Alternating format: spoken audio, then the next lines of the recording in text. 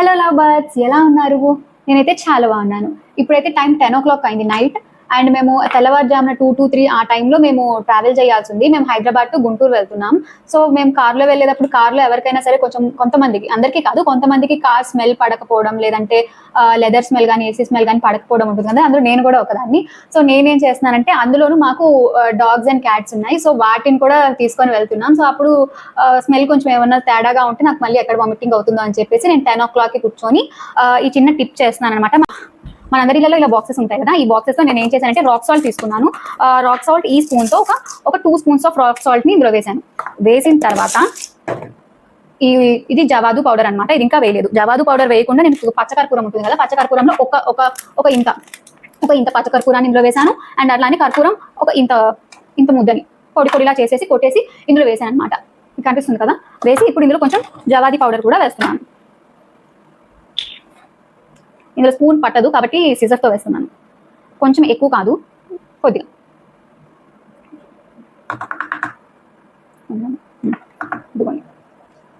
అయ్యో కలిసిపోయింది.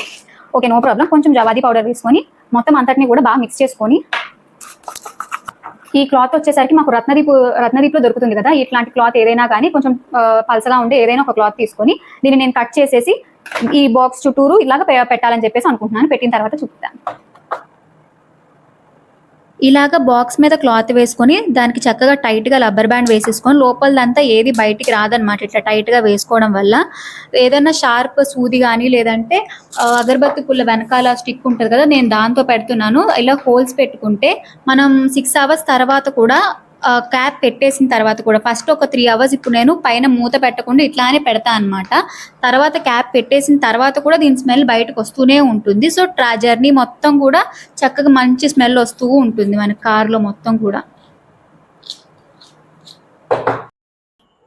సో నేనైతే దీన్ని ఇప్పుడు కార్లో పెట్టడానికి వెళ్తున్నాను.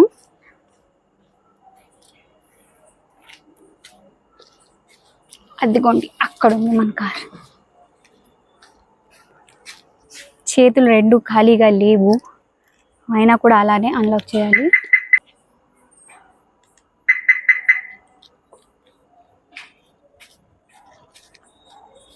అన్లాక్ అయింది కార్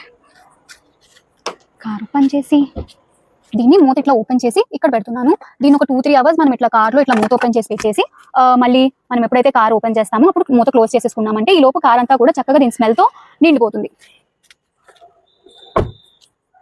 అంతే. వీడు మా బెల్లి బాబు అంటే మరేటి కాదు, బెలను. మమ్మల్ని ఎక్కడికైనా సరే చాలా జాగ్రత్తగా తీసుకెళ్ళి జాగ్రత్తగా తీసుకొస్తాడు. బాయ్ బాయ్ బెల్లి బాబు, గుడ్ నైట్. ఇప్పుడు మనం కార్లో అది పెట్టేసాం కాబట్టి చక్కగా మనం ఇంట్లోకి వెళ్ళిపోదాం. Bye bye.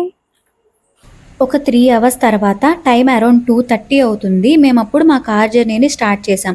ఇది ఒక 6 hours జర్నీ. ఏదైనా లాంగ్ జర్నీస్కి వెళ్ళినప్పుడు ఇట్లా కార్కి దిష్టి తీసి దేవుడికి దండం పెట్టుకొని వెళ్తాం కదా. సో అలానే నేను కార్కి దిష్టి తీసి దండం పెట్టుకొని మా జర్నీని స్టార్ట్ చేసాం. కార్లోకి ఎక్కి కూర్చున్న తర్వాత మా 6 hours జర్నీలో మాత్రమే కాదండి, మా హోల్ ట్రిప్ మొత్తంలో కూడా మాకు ఎక్కడా కూడా లెదర్ స్మెల్ కానీ, బ్యాడ్ స్మెల్ కానీ, యానిమల్ స్మెల్ కానీ రాలేదు.